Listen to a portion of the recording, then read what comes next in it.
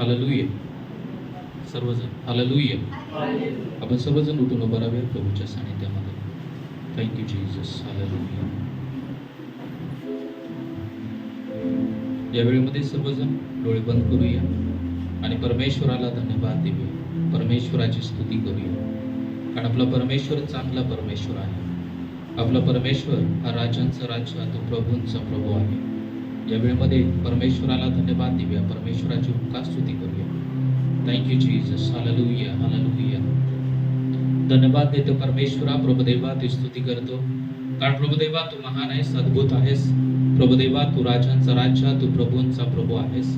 प्रभुदेवा आजचा दिवस दिला त्याबद्दल आम्ही तुला धन्यवाद देतो. प्रभुदेवा आजचा दिवस प्रभुदेवा तू आशीर्वादित कर. प्रभुदेवा तुझी कृपा, तुझी दया आमच्यावरती कर परमेश्वरा. आणि प्रभुदेवा आजच्या दिवसाद्वारे प्रभू तुझं गौरव आणि तुझी महिमा करून घे. धन्यवाद देतो परमेश्वरा. पुन्हा एकदा आम्हा सर्वांना एकत्र केले त्याबद्दल आभार मानतो. आजच्या प्रार्थनेमध्ये, आजच्या भक्तीमध्ये तुझी उपस्थिती असू दे. तो आम्हा प्रत्येकाला सहाय्य कर आणि प्रभुदेवा तो आम्हा प्रत्येकाला प्रभुदेवा आशीर्वादित कर. नांदेडमध्ये ज्या ज्या ठिकाणी प्रार्थना भक्ती चालू आहे त्या ठिकाणची प्रार्थना भक्ती तू आशीर्वादित कर. प्रत्येक विश्वासणाऱ्यांची आज तू भेट घे. प्रत्येक चर्चला तू आशीर्वादित कर परमेश्वरा. आजच्या संदेशद्वारे तू प्रत्येकाला सहाय्य आणि मदत कर आणि प्रभुदेवा प्रत्येकाला प्रभुदेवा तू आज विशेषरित्या आशीर्वादित कर. प्रत्येकाचे आज विशेषरित्या प्रभुदेवा तू भेट घे आणि तू प्रत्येकाला सहाय्य आणि मदत कर. धन्यवाद देतो. येशू तुझी स्तुती करतो. येशू तुझं नाव सावितो परमेश्वर. सर्व आदर गौरव तुमच्या नावाला देऊ प्रार्थना येशूच्या नावात करतो. आमेन. आमेन. आपण या वेळेमध्ये एक गीत गाणार आहोत. प्रभूचं वाट दाखवी स्वतः मला तो चालू. उभा असतानाच गीत गावे आणि प्रभूला धन्यवाद देऊ.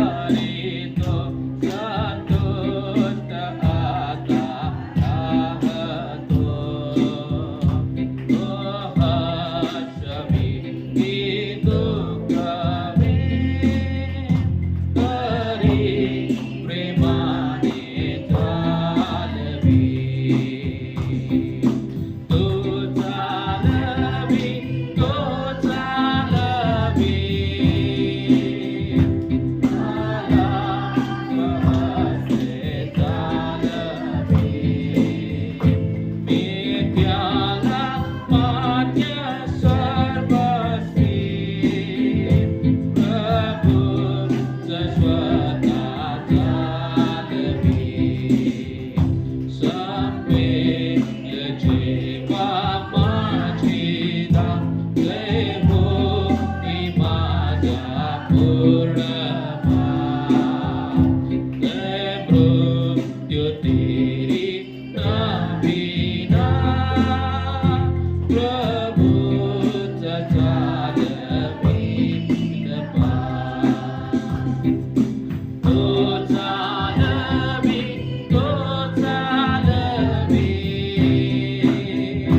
मला स्वहस्ते चालवी मी त्याला मान्य सर्वस्वी प्रभूचा स्वतः चालवी प्रभूचं वाट दाखवी स्वतः मला तो चालवी तुझे मना जय हा विचार ते वाटी समाधान पा तू चालवी तो चालवी मला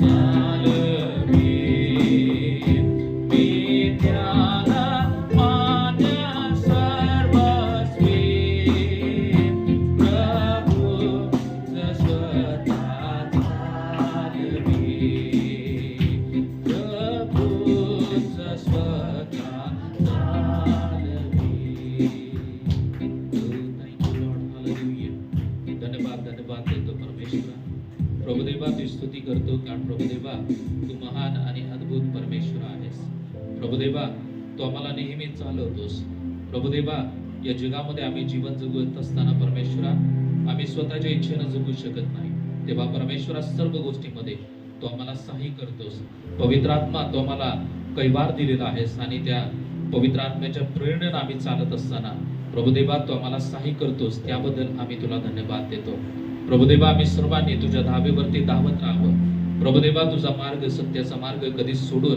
प्रभुदेवा इकडं तिकडं वळू नये यासाठी पवित्र आत्मा तो आम्हा प्रत्येकाला सहाय्य कर प्रभू तुझी कृपा आम्हा प्रत्येकावरती असू दे परमेश्वरा इथं वाचलेल्या प्रत्येकाचा ताबा तुमच्या बाणात दाम देत आहे पवित्र आत्मा तो आम्हा प्रत्येकाला सहाय्य कर पवित्र आत्मा तो आम्हा प्रत्येकाला चालव आणि आम्हा प्रत्येकाद्वारे तुझं गौरव तुझी महिमा करून घे प्रार्थना येशूच्या नावात करतो आमेन आपण बसून घ्या सर्वजण आपण या वेळेमध्ये तारक तो सामर्थ्य देतो हे गीत गाण्याने प्रभूला धन्यवाद देतो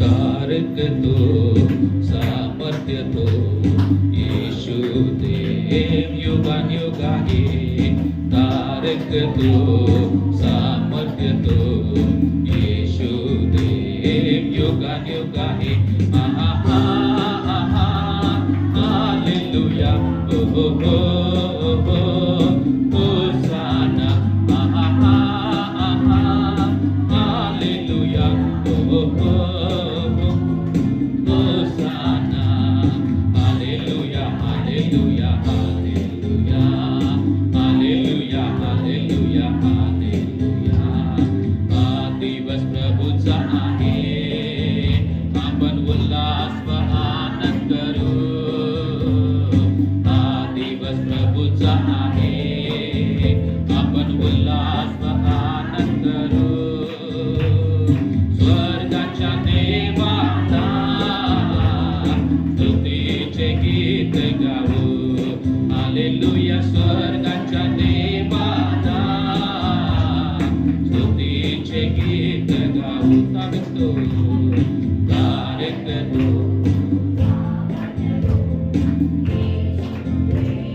युगानुयुगा हे तारकतो सामर्थ्य तो येशू देव युगानुयुगा हे आहा आहा हालेलुया ओ हो हो हो होसाना आहा आहा हालेलुया ओ हो हो हो होसाना हालेलुया हालेलुया हालेलुया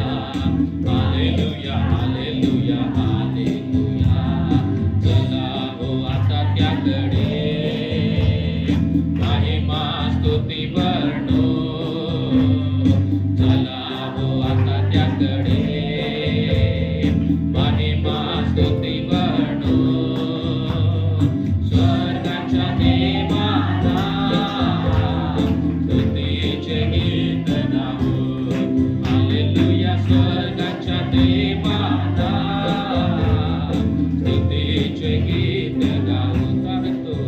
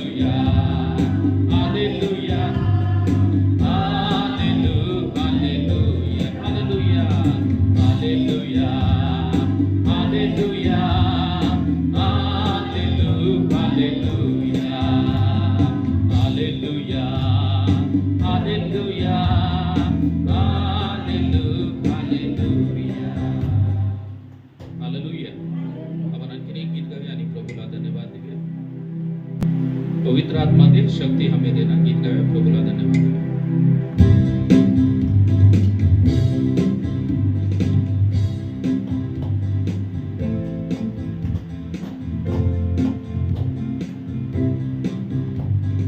पवित्र आत्मा दे, शक्ति हमें देना। पवित्र आत्मा दे, शक्ति हमें देना।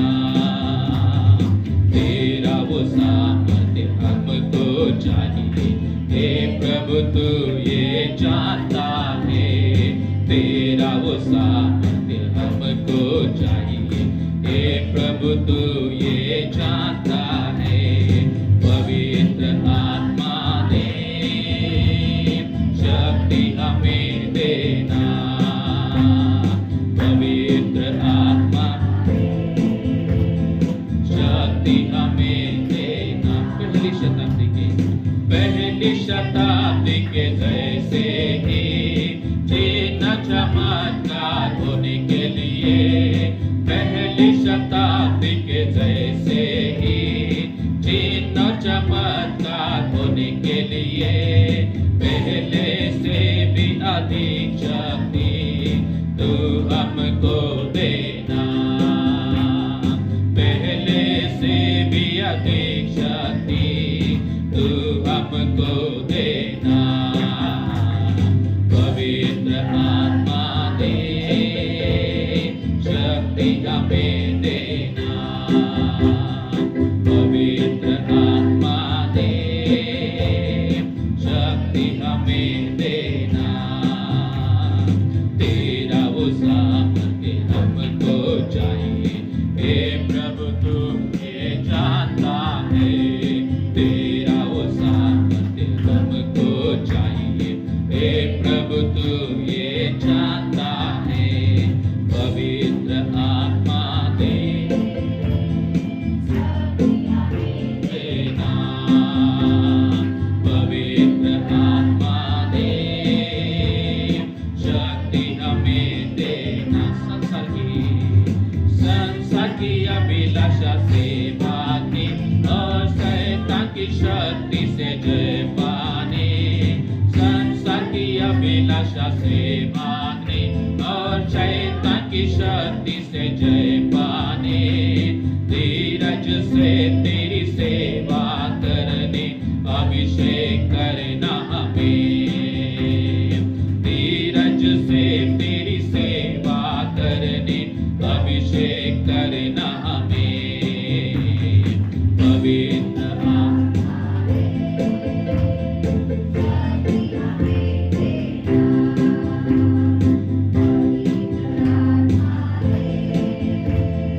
शक्ति हमें देना। तेरा वो सामर्थ्य हमको चाहिए। हे प्रभु तू ये जानता है, तेरा वो सामर्थ्य हमको चाहिए। हे प्रभु तू ये जानता है, पवित्र आत्मा दे शक्ति हमें देना। पवित्र आत्मा शक्ति हमें देना। सेवा हम तेरी करेंगे जीवन भर हे प्रभु। सेवा हम तेरी करेंगे जीवन भर हे प्रभु। तेरे लिए ही जिएंगे, तेरे लिए ही मरेंगे, तेरे लिए ही जिएंगे, तेरे लिए ही मरेंगे। हालेलुया मिलकर गाए सर्वदा। हालेलुया मिलकर गाए सर्वदा। हालेलुया मिलकर गाए सर्वदा। हालेलुया मिलकर गाए सर्वदा। ओ ला ला ला ओ रे साना। ओ ला ला ला ओ रे साना। आने दो दुश्मन को, शैतान से डरते नहीं हम। आने दो दुश्मन को, शैतान से डरते नहीं हम। मरना है सबको एक दिन, शहीद होकर क्यों ना मरे हम। मरना है सबको एक दिन, शहीद होकर क्यों ना मरे हम। हालेलुया हालेलुया मिलकर गाए सर्वदा।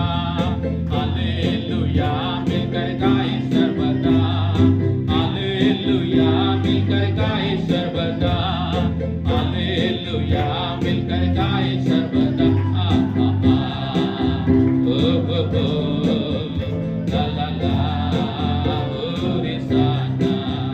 Ah ah ah, oh oh oh.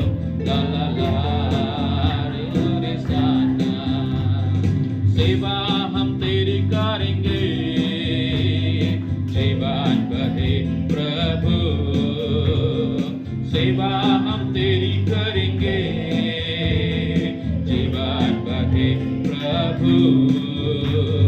तेरे लिए ही जिएंगे, तेरे लिए ही मरेंगे, तेरे लिए ही जिएंगे, तेरे लिए ही मरेंगे। हालेलुया, हालेलुया, मिलकर गाए सर्वदा। हालेलुया, मिलकर गाए सर्वदा। हालेलुया, मिलकर गाए सर्वदा।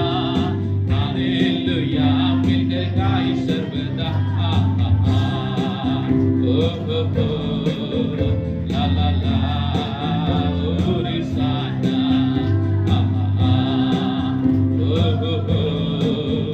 La la la, hosanna। Hallelujah.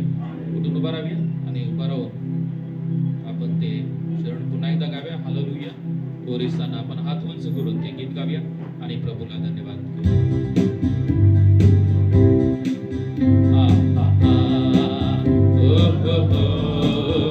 La la la, hosanna।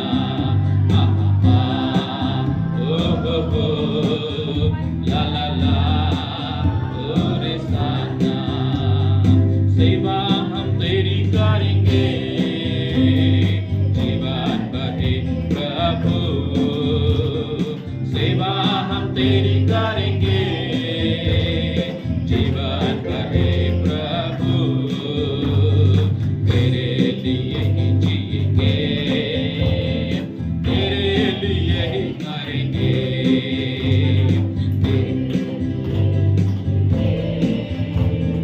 तेरे लिए ही मरेंगे। हाथ उंच करो। हालेलुया, हालेलुया, मिलकर गाए सर्वदा। हालेलुया, मिलकर गाए सर्वदा। हालेलुया, मिलकर गाए सर्वदा। हालेलुया, मिलकर गाए सर्वदा। ओ हो, ला ला ला, होsanna। ओ हो, ला ला ला, होsanna। ओ हो, ला ला ला, होsanna। हालेलुया। सर्वांनी डोळे बंद करूया, परमेश्वराला धन्यवाद द्या। Hallelujah, hallelujah. ओ धन्यवाद, धन्यवाद, धन्यवाद देतो परमेश्वरा। प्रभुदेवा तू स्तुती करतो, कारण प्रभुदेवा तू अद्भुत आणि महान परमेश्वर आहेस। Hallelujah, hallelujah. प्रभुदेवा आम्ही तुझी स्तुती करतो, आम्ही तुझं नाव उंचावितो। धन्यवाद, धन्यवाद, धन्यवाद। Hallelujah, hallelujah. येशू तुझी स्तुती करतो, येशू तुझं नाव उंचावितो परमेश्वरा। Hallelujah, thank you Jesus. Thank you, Jesus. Hallelujah.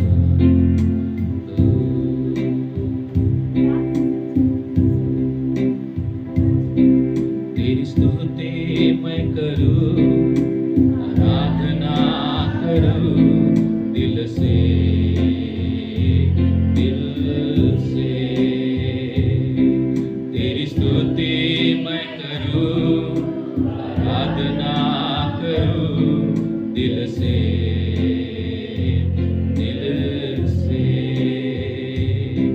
मेरी सांसों में तेरा नाम रहे, मेरी सांसों में तेरा नाम रहे।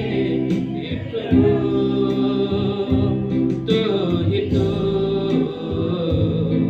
तेरी स्तुति मैं करूं, आराधना करूं दिल से, दिल से।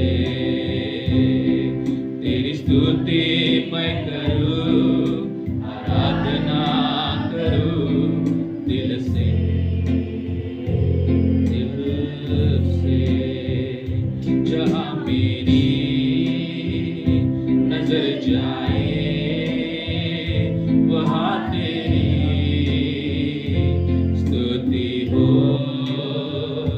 जहाँ मेरी नजर जाए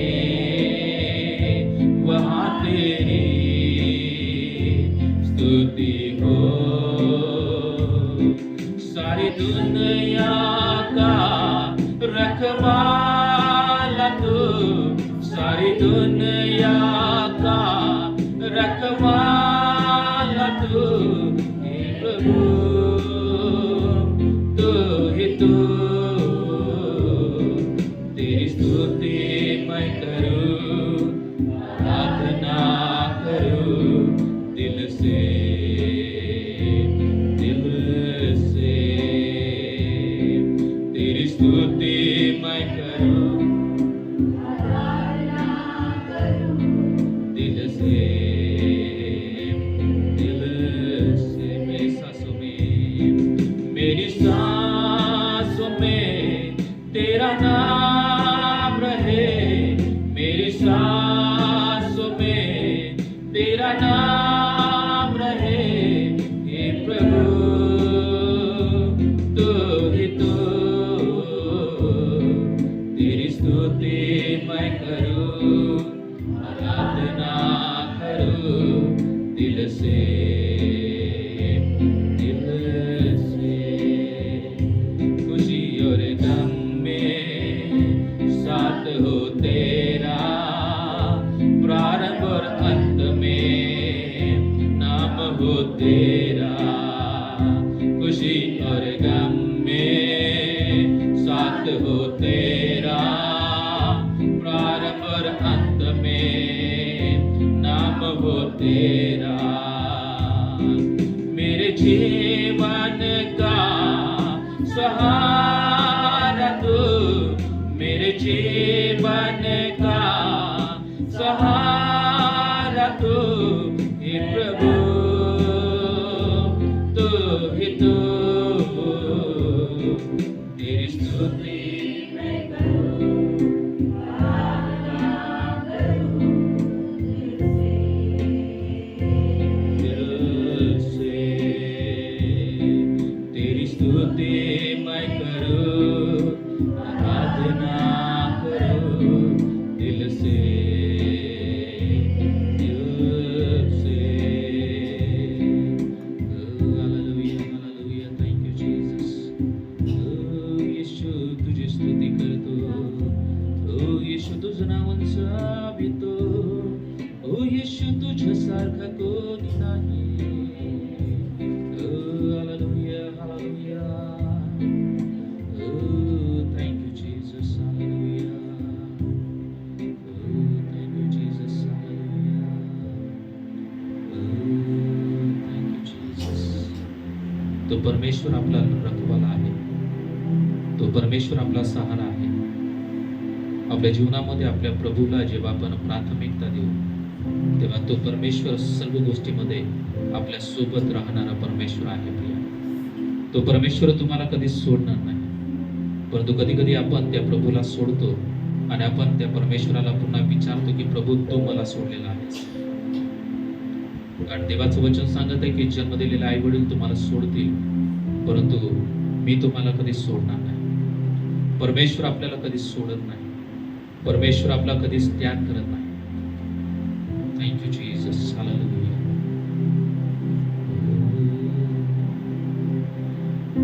खुशी और गम में साथ हो तेरा, प्रारंभ और अंत में नाम हो तेरा।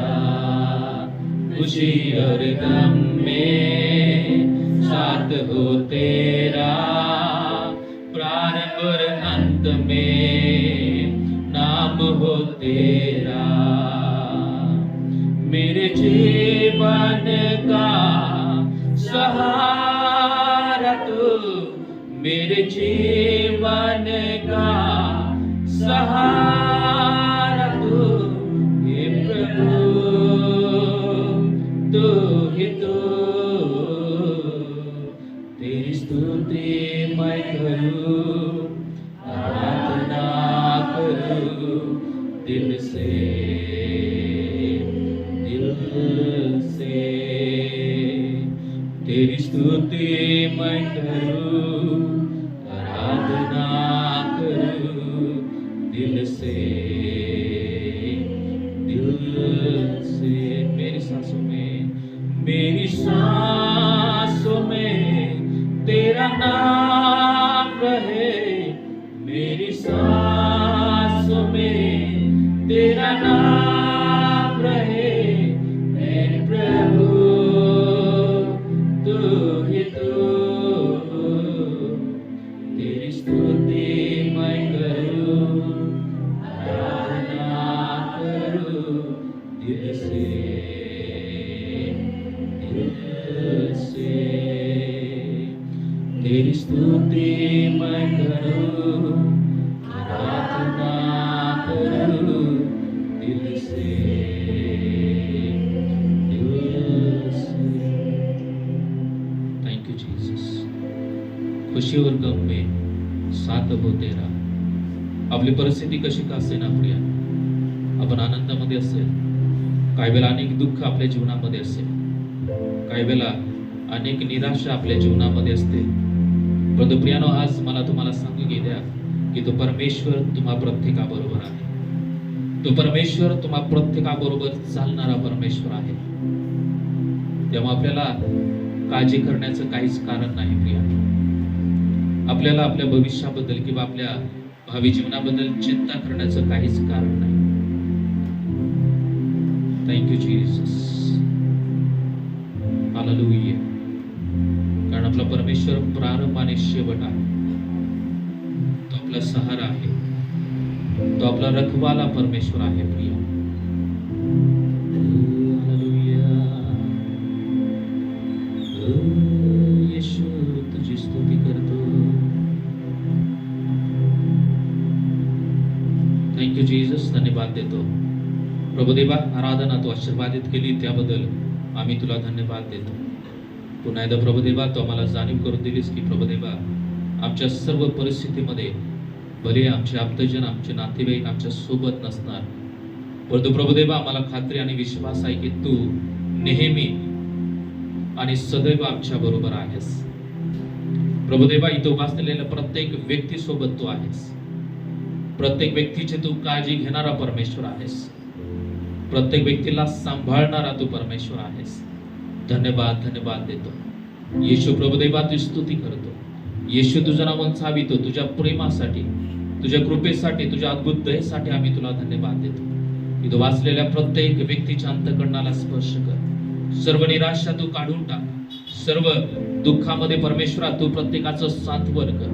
प्रभुदेवाने कोणत्या परिस्थितीमधून जात आहे आम्हाला माहित नाही, परंतु प्रभुदेवा तुला सर्व लोकांची परिस्थिती माहित आहे आणि प्रभुदेवा तू प्रत्येकाबरोबर आहेस, त्याबद्दल आम्ही तुला धन्यवाद देतो।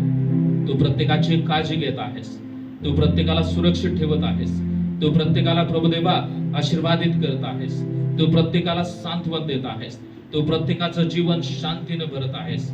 या सर्वाबद्दल आम्ही तुला धन्यवाद देतो। धन्यवाद, धन्यवाद, हालेलुया। आम्हा प्रत्येकाचा ताबा आम्ही तुमच्या भानात देत आहे। पवित्र आत्मा तो आम्हा प्रत्येकाला सांग, इतर पुढची सर्व भक्ती आराधना आम्ही तुमच्या भानातामध्ये देऊ। प्रार्थना येशूच्या नावात करतो, आमेन, आमेन। आपण बसून घ्या सर्वजण प्रभूच्या सानिध्यामध्ये। या वेळेमध्ये साक्षीची वेळ आपल्यामध्ये श्याम ब्रदर आहे, श्याम ब्रदर साक्ष चालवते। Praise the Lord, praise the Lord, praise the Lord. देवाची स्तुती असो, आपण सर्वजण इथं आलेलो आहोत आणि देवाची स्तुती गुणगान करण्यासाठी आतापर्यंत आपण गाणी घेतलीत। आता साक्षाची वेळ आहे, आपल्या मुखाद्वारे आपले जे अनुभव आहेत त्याद्वारे आपण देवाची स्तुती करूया। देवाची प्रत्येक स्तुती करते, मला पण देवाने चर्चमध्ये आणलं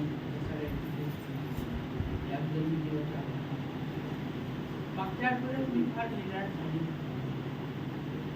मी विचार करत होते की मला 75 वर्ष पूर्ण झाली की भरायला पाहिजे असं माझ्या मनामध्ये आलं आणि त्याच्यामुळे मी 60 का विचार वेगळाच करते आणि सगळ्यांपासून बोलणं तोडलं, सगळं केलं आणि एकटी काम केली।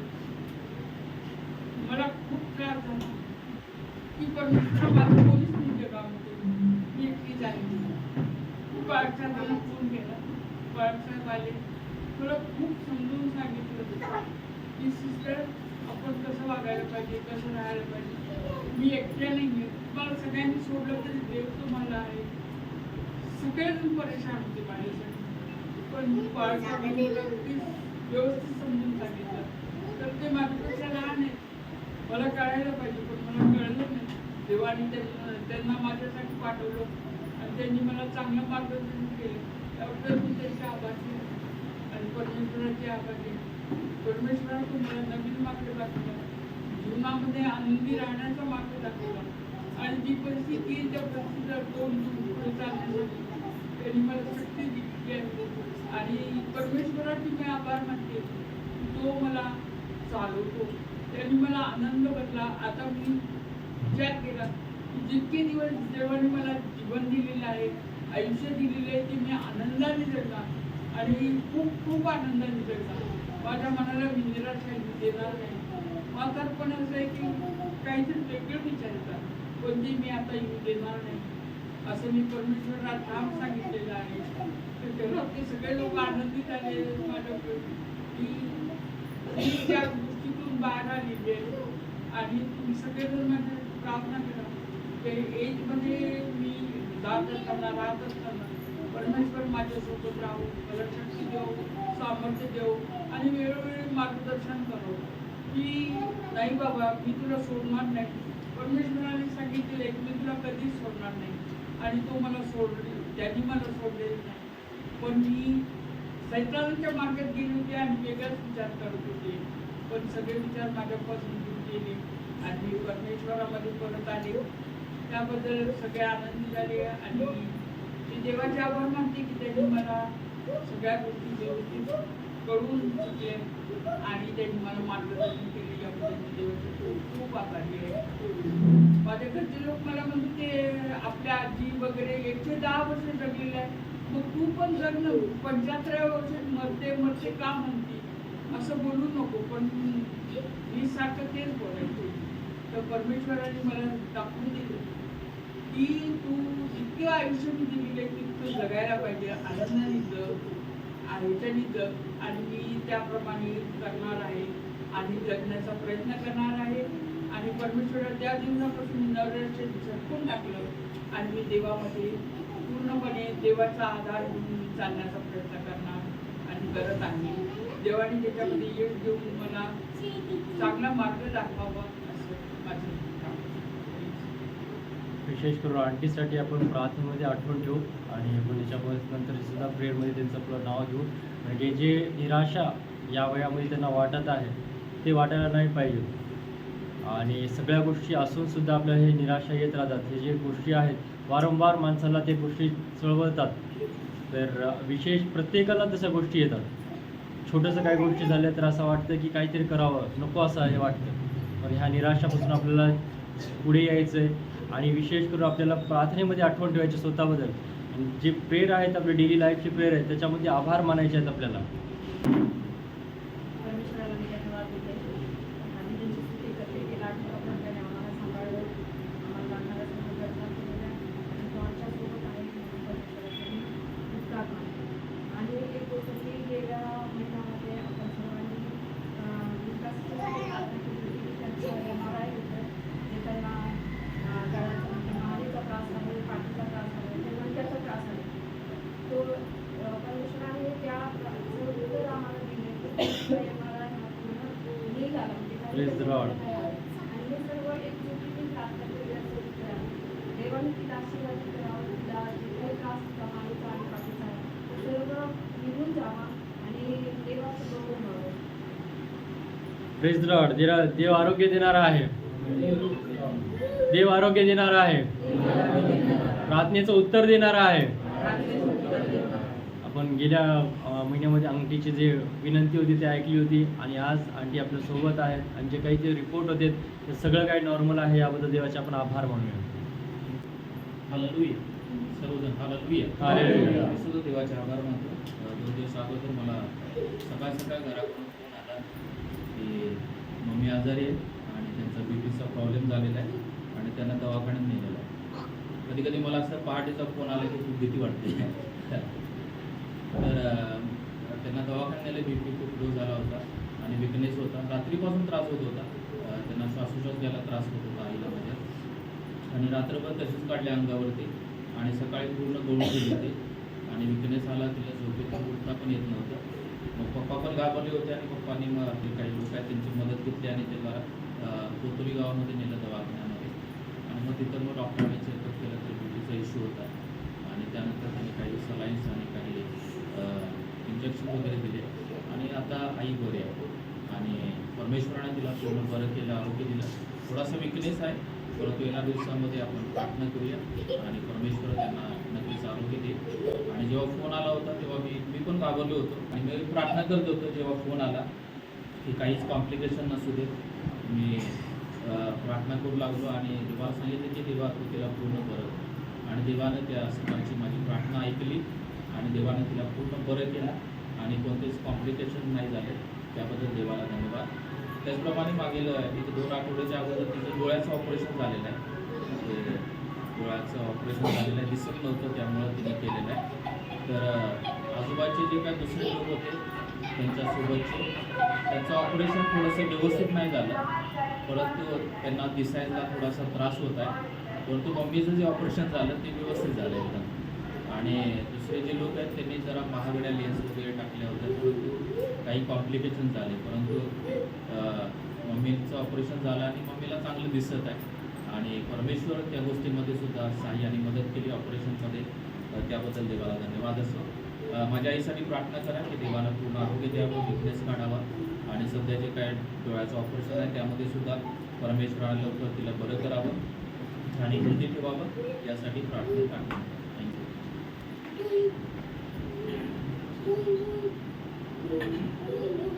बाळासाहेबांच्या घरासाठी, कुटुंबासाठी ते इथं असताना, इथे सेवा करत असताना तिथं देव त्यांचं रक्षण करत आहे. त्यांच्या आजूबाजूचे जे मंडळी आहेत त्यांना ते मदत करत आहे, त्याबद्दल देवाचे आभार मानू आपण आणि विशेष त्यांच्या परिवारासाठी प्रार्थनेमध्ये आठवण ठेवू. मी साक्ष सांगतो, गेल्या आठवडी देवाने मला एक चांगली बाईक दिली, याबद्दल मी देवाचे आभार मानतो. चेतक ही बाईक दिलेली आहे, 10 तारखेला आम्ही ती बाईक घेतली आणि देवाने सगळ्या काही गोष्टी मदत केली. जे फायनान्शियल गोष्टी आहेत ते सुद्धा मदत केले आणि ते डॉक्युमेंटेशन जे असेल ते पण सुद्धा देवाने मदत केली, याबद्दल देवाचे आभार मानतो. मला गेल्या 2-3 ह्याच्यापासून जेव्हापासून आम्ही तिथं शिफ्ट झालो त्यापासून ते मानाचा त्रास, मागे असं बॅकचा पेन खूप होता. गाडी चालवून हे खूप शोल्डर दुखायचे, एकतर बसून राहायचं, त्याच्यानंतर मग परत गाडी चालवायचं आणि इथून तिथपर्यंत जायपर्यंत खूप असा होऊन जायचं, एकदम पूर्ण वाकून जायचं. गेलं की परत झोप यायची नाही प्रॉपरली. मी प्रेयर केलं की मला गाडी पाहिजे, मग गाडी देवाने मला ती पुरवून दिली, याबद्दल मी देवाचे आभार मानतो. काही विनंती प्रार्थना आहे. पावसासाठी प्रार्थनामध्ये आठवण ठेवू आपण आणि काही नसतील तर या सर्व साक्षासाठी आणि प्रार्थना विनंतीसाठी रणवीर अंकल आहे, ते प्रार्थना करतील. धन्यवाद धन्यवाद प्रभू परमेश्वरा, तुझे स्तुती सुप्रभू दे बाप्पा, तुझे गौरव प्रभू परमेश्वरा. दयाळू पिता परमेश्वरा, तू आम्हासोबत आहेस याची अनुभव प्रभू देपा आम्हास मंडळीला प्रभू देपा तू दिलेले आहेस. आणि प्रभू देपा विशेष करून प्रभू आम्ही विनंती करतो प्रभू अवसरांच्यासाठी, त्यांना प्रभू या दिवसामध्ये प्रभू देपा त्यांच्यासोबत तू आहेस आणि त्यांना तू नैराश्य नाही तर देवबाप्पा त्यांना तू आशा देत आहेस प्रभू, आशा देत देवबाप्पा त्यांच्या जीवनामध्ये प्रभू देपा त्यांना एकटेपणाची कधी जाणीव न हो, तर देवबाप्पा तू त्यांच्यासोबत आहेस याची जाणीव त्यांना प्रत्येक वेळी हो प्रभू परमेश्वरा. आणि ते आनंदी राहो, त्यांचं कुटुंब आनंदी राहो प्रभू परमेश्वरा. त्यांना तू विशेष करून या दिवसामध्ये सहारा दे प्रभू परमेश्वरा, आधार दे परमेश्वरा. आणि प्रभू देपा हिंमत दे तुझ्या विश्वासामध्ये वाढण्यासाठी प्रभू देपा. त्यांचं मन खचू नये तर देवबाप्पा ते तुझकडे तुझ्या विश्वासामध्ये अधिकाधिक वाढण्यासाठी प्रभू कृपा कर देवबाप्पा. त्यांना तू विशेष करून आरोग्य दे प्रभू. विनंती करतो प्रभू परमेश्वरा. आमचे पाळकीनबाई, ज्येष्ठ पाळकीनबाई यांना प्रभू देपा तू सांभाळलेलं आहेस, त्यांना आरोग्य दिलेस प्रभू परमेश्वरा. त्यांचे जे काही पाठीचा त्रास, मणक्याचा त्रास होतं प्रभू देवबाप्पा, हे सर्व रिपोर्ट नॉर्मल येऊ दिलेस म्हणून देवा तुझे आभार मानतो. कारण प्रभू देपा तुला हे सर्व शक्य आहे. वैद्यांचं वैद्य प्रभू देपा तू आहेस आणि प्रभू देपा तुला सर्व शक्य आहे प्रभू. आरोग्य देणारा महान परमेश्वर तू आहेस. देव बाप्पा पाळकीनबाई यांना प्रभू देवा तू विशेष करून सहायता करतायस, तुझे आभार मानतो प्रभू. आणि विनंती करतो प्रभू परमेश्वरा, आमचे पास्टर साहेब यांच्या कुटुंबासाठी प्रभू देवा त्यांना तू विशेष करून सहायता कर. आणि प्रभू देवा त्यांच्या आईला मागील दिवसामध्ये जे काही बीपीचा त्रास होता, देव बाप्पा यामध्ये प्रभू देवा त्यांना तू सहायता केलंस, तुझे आभार मानतो प्रभू देवा. त्यांना तू आरोग्य दिलंस, तुझे आभार मानतो. यापुढे प्रभू देवा त्यांचे आई आणि वडील यांचे प्रभू देवा तू काळजी घे प्रभू परमेश्वरा. आणि प्रभू देवा त्यांना कसल्याही प्रकारच्या आजार किंवा त्रास होऊ नये. आणि प्रभू देवा कुटुंब आनंदामध्ये असावं, तुझा गौरव करावा, ह्यासाठी प्रभू विनंती करतो परमेश्वरा. त्यांच्या बहिणीसाठी प्रभू त्यांनाही तू विशेष करून सहायता कर. आणि त्यांची गरज जी आहे प्रभू देवा ते तू करून दे परमेश्वरा. आणि पाळक यांची सेवा प्रभू देवा तू आशीर्वादित कर. त्यांची सेवा जे आहे तू फलद्रूप कर परमेश्वरा. देव बाप्पा त्यांनी जे परिश्रम घेत आहेत त्या परिश्रमाचं प्रतिफळ प्रभू देवा त्यांना तू दे, आनंदी कर प्रभू. आणि त्यांचं परिवार सुरक्षित कर परमेश्वरा. धन्यवाद प्रभू परमेश्वरा. मागील दिवसामध्ये आम्हालाही प्रभू देवा तू सांभाळलेलं आहेस आणि आमचं परभणी जाणं येणं सर्व काही सुरक्षित होऊ दिलंस प्रभू. सर्व पाण्या पावसापासून प्रभू आणि सर्व आजारापासून आमचं रक्षण केलंस, तुझे आभार मानतो परमेश्वरा. मागील दिवसामध्ये प्रभुदेव बाप्पा जॉन्सन यांनाही प्रभुदेव तू सुंदर अशी बाईक त्यांना तू दिलेली आहेस प्रभुदेव. आम्ही तुझे आभार मानतो प्रभुदेव. त्या बाईकचा उपयोग तुझ्या गौरवासाठी हो, तुझ्या मंडळीमध्ये येण्यासाठी जाण्यासाठी आणि त्यांच्या कामासाठी प्रभुदेव हो प्रभू परमेश्वरा. त्या बाईकचा उपयोग प्रभुदेव त्याद्वारे तुझा महिमा हो प्रभू परमेश्वरा. आणि प्रभुदेव विशेष करून विनंती करतो प्रभू, त्यांच्या जीवनामध्ये जीवनसाथीची गरज आहे प्रभुदेव, तेही तू वेळेवर मिळवून देण्यासाठी प्रभू कृपा कर परमेश्वरा. आणि तुझा गौरव त्यातून हो प्रभू. उपस्मय परिवाराला प्रभुदेव तू आशीर्वादित करतो. विनंती करतो प्रभू जाधव परिवाराला आशीर्वादित कर परमेश्वरा. राजू, संगीता, नंदा यांनाही तू आशीर्वादित कर प्रभू. पात्र सिस्टर यांनाही प्रभू कृपा कर प्रभू. देव बाप्पा त्यांच्या ड्युटीच्या कामामध्ये त्यांना तू सहायता कर देव बाप्पा. इथून जे संदेश आहे प्रभू देव तू आम्हास दे प्रभू. आणि आम्हास तू बोल परमेश्वरा. आजचा वेळ प्रभू देव तुझ्या हातामध्ये देतो. सर्व प्रार्थना प्रभू तुझ्या पवित्र नामातून ऐकतो. आमेन. हालेलुया. सर्वांनी हालेलुया. आपण सर्वांनी डोळे बंद करूया आणि आपण पावसासाठी एकत्र प्रार्थना करूया. सर्वांनी डोळे बंद करूया. आणि नांदेड भागामध्ये पाऊस पडावा, कोकण एरियामध्ये आणि काही ठिकाणी बऱ्यापैकी पाऊस आहे. आमच्या कोल्हापूरला पण बऱ्यापैकी पाऊस आहे. तर आपल्या भागात खूप कमी प्रमाण आहे पावसाचं. तर आपण सर्वजण आपल्या भागासाठी आणि पावसासाठी प्रार्थना करूया. सर्वांनी डोळे बंद करूया. Thank you Lord. Hallelujah, hallelujah. धन्यवाद देतो परमेश्वरा. प्रभुदेवा तू स्तुती करतो, कारण प्रभुदेवा तू महान आणि अद्भुत असा परमेश्वर आहेस. प्रभुदेवा आमच्या भागामध्ये पावसाची गरज आहे परमेश्वरा. तेव्हा तू अद्भुतरित्या कार्य कर परमेश्वरा. सर्व भागामध्ये परमेश्वरा चांगला पाऊस होऊ दे. प्रभुदेवा पिकांसाठी पिण्याच्या पाण्याची अडचण आहे, सर्व काही गोष्टी आहेत परमेश्वरा. त्या सर्व गोष्टी प्रभुदेवा तुला माहीत आहेत, त्या सर्व गोष्टी जाणीव तुला आहे परमेश्वरा. तेव्हा तू आकाश कपाट उघड आणि परमेश्वरा आमच्या भागामध्ये चांगला पाऊस लागू दे, अशी आम्ही आग्रहाची प्रार्थना करत आहे. तू दरवाजा उघड आणि प्रभुदेवा तू आमच्या प्रार्थनेचं उत्तर दे. धन्यवाद देतो. आम्ही तुला उपकार स्मरण करतो प्रभुदेवा. पुन्हा एकदा आम्हा सर्वांना एकत्र केलं त्याबद्दल आभार मानतो. आम्हा प्रत्येकाचा ताबा तुमच्या महानातामध्ये देऊन प्रार्थना येशूच्या नावात करतो. आमेन. आपण या वेळेमध्ये उठून उभा राहूया आणि आपण एक स्तोत्रसंहिता वाचन करणार आहोत. स्तोत्रसंहिता 43 वाचूया. स्तोत्रसंहिता 43 आपण सर्वांनी एकत्र वाचूया. हे देवा माझा न्याय कर, भक्तिहीन राष्ट्राची माझ्या पक्षाने लढ, कपटी व कुपिल मनुष्यापासून मला मुक्त कर. कारण हे देवा तू माझा बळकट दुर्ग आहेस. तू माझा का त्याग केला? वैऱ्याच्या जाचामुळे सुतक्याच्या वेशाने मी का फिरावे? तू आपला प्रकाश व आपले सत्य प्रगट कर, ती मला मार्ग दाखव. तुझ्या पवित्र डोंगरावर तुझ्या निवासस्थानी मला पोहोचव, म्हणजे मी देवाच्या वेदीजवळ, देव जो माझा परमानंद त्याच्या जवळ जाईन. आणि हे देवा माझ्या देवा विनेवर मी तुझे गुणगान गाईन. हे माझ्या जीवा तू का खिन्न झालास? तू आतल्या का तळमळत आहेस? देवाची आशा धर, तो मला दर्शन देऊन माझा उद्धार करतो, म्हणून मी पुनरपी त्याचे गुणगान गाईन. 5वं वचन पुन्हा एकदा सर्वजण मोठ्या आवाजामध्ये वाचूया. हे माझ्या जीवा तू का खिन्न झालास? तू आतल्या आत का तळमळत आहेस? देवाची आशा धर, तो मला दर्शन देऊन माझा उद्धार करतो, म्हणून मी पुनरपी त्याचे गुणगान गाईन. आणि परमेश्वर हा आपला अद्भुत परमेश्वर आहे. तो आपला बळकट दुर्ग आहे आणि आपण कोणत्याही गोष्टीची काळजी न करता, आपण निराश न होता, इथे सांगत आहे की देवाची आशा धर. हालेलुया. अनेक बिकट परिस्थिती असताना आपण जेव्हा देवाची आशा धरणार, देवावरती भरोसा ठेवणार, तेव्हा या ठिकाणी सांगत आहे की तो मला दर्शन देऊन माझा उद्धार करेल. परमेश्वर आपल्याला दर्शन देईल, आपला उद्धार करेल आणि आपल्याला आशीर्वादित करेल. वाचलेलं स्तोत्र आपल्या सर्वांच्यासाठी आशीर्वादित करू. या स्तोत्राबद्दल मिल्का सिस्टर प्रार्थना करतील. Thank you Jesus.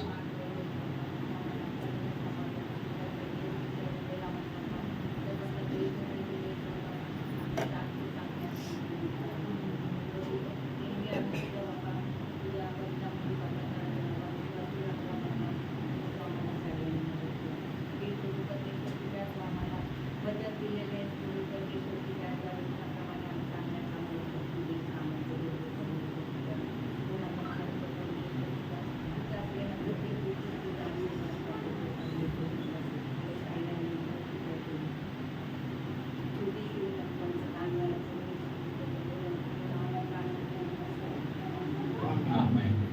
बसून घ्या. आपण कोणाला गीत गायचंय?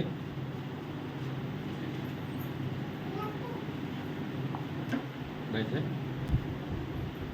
तर रविका अंकल गीत गातील आणि गीत चालू असताना आयरॉन ऑफरी गोळा करेल. आपण पाहतो मागील दिवसामध्ये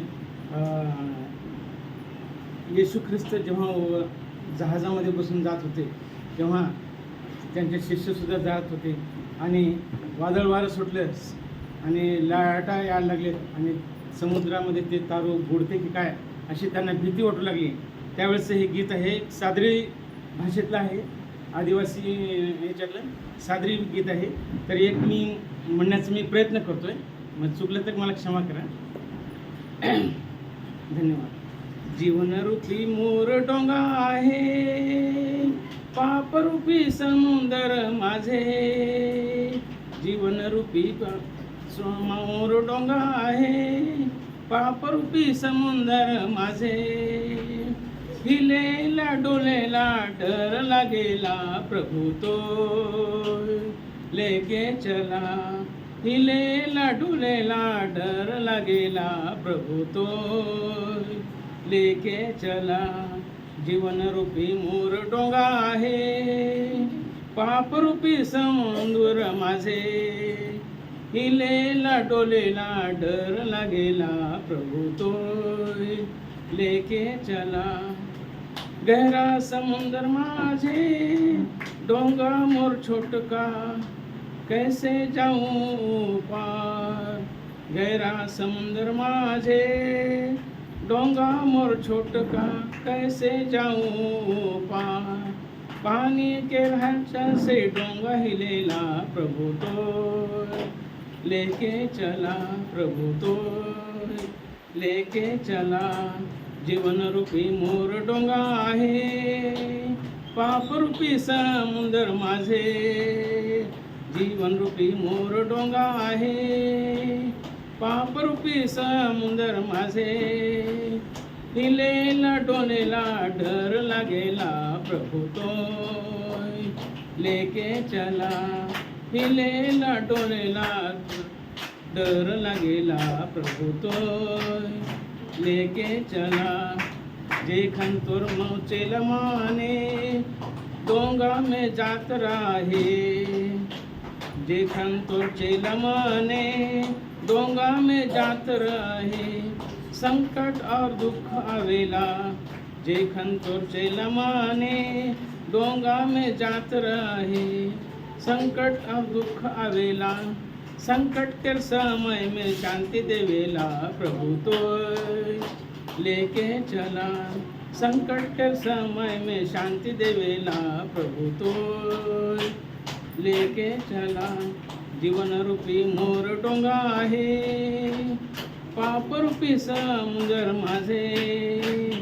जीवन रूपी मोर डोंगा आहे, पाप रूपी समुंदर माझे.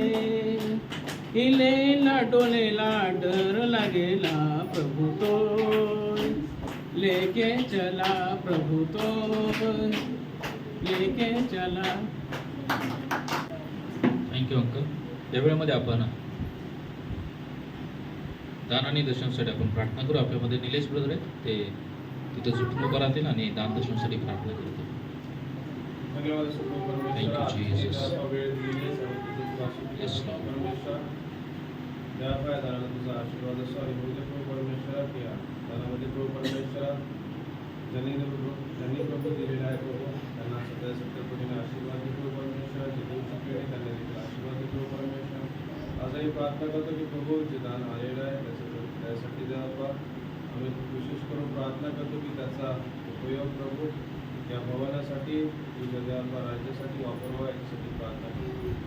शिवाय प्रभू परमेश्वरा देवा जे देवा दान आणि दशमांश प्रभू परमेश्वर आलेला आहे त्यांनी दिलेला आहे प्रभू परमेश्वरा. आणि प्रभू परमेश्वरा आणखी जास्तीत जास्त रूपाने देवा तुझ्या संघामध्ये प्रभू परमेश्वरा येत राहावं याच्यासाठी आज आम्ही प्रार्थना करतो.